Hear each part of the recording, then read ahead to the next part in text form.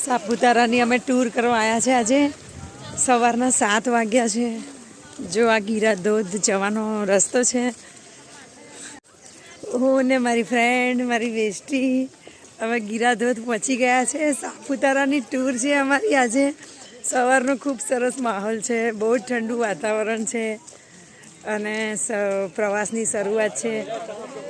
ઉનાઈમાના દર્શન કરીને ત્યાં અમે નાસ્તો ચા નાસ્તો બટેકા પૌવાનો નાસ્તો કરી હવે અમને બસ જલારામ ટ્રાવેલ્સમાં ફરવાયા છે અને હવે લાયા છે અત્યારે અમને ગીરા ધોધ જોવા માટે।